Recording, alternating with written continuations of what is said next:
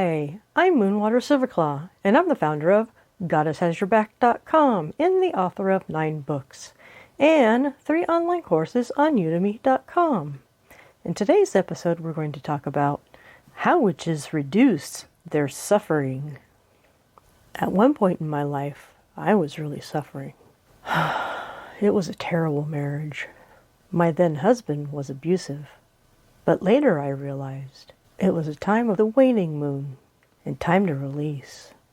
So that's what I did. I released myself from that marriage. Later, it was a time of the waxing moon when I expressed my romantic interest to the guy who would become the love of my life. I have more to share about the phases of the moon with you. And here are 3 insights. The first insight is gain clarity about your life with the phases of the moon. Some things we need to release. We witches know that that's connected to the waning moon. Some things we need to create momentum and energy, and that's connected to the waxing moon. And sometimes we need new parts of our life. That's connected to the new moon. Where are you in life right now? Is it time to release? Is it time to create momentum? Or is it time for something new? And now our second insight. Take the appropriate action. I noticed that life has chapters. You start as a young person, crawling on the ground. You grow and continue to go into new chapter after new chapter.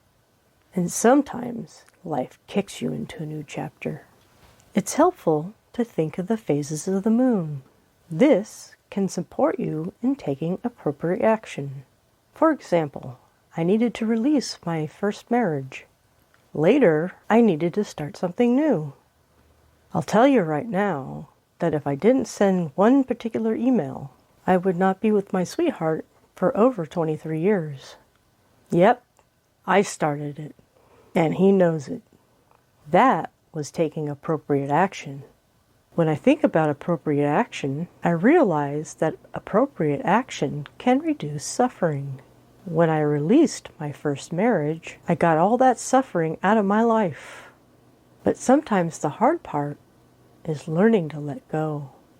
If you hold on to something that hurts you, you're creating unnecessary suffering. If you deny yourself something new and appropriate, you're creating suffering by having a lack. I look on life as a journey. If I overemphasize lack or the feeling of wanting, I can get stuck.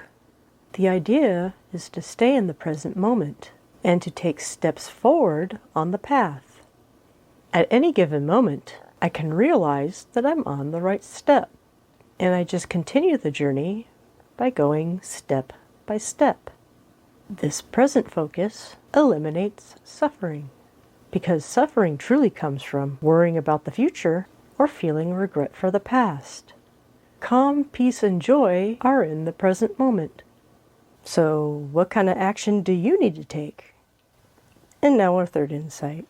Ask the gods for support for your actions. Here's a prayer to invite the gods to help you. Honorable Lord and gracious Lady, guide me on my path to positive action. Give me clarity and your wisdom to achieve my goals and dreams. So mote it be. And now I will summarize. The first insight is gain clarity about your life with the phases of the moon. The second insight is take the appropriate action. And number 3, ask the gods for support for your actions.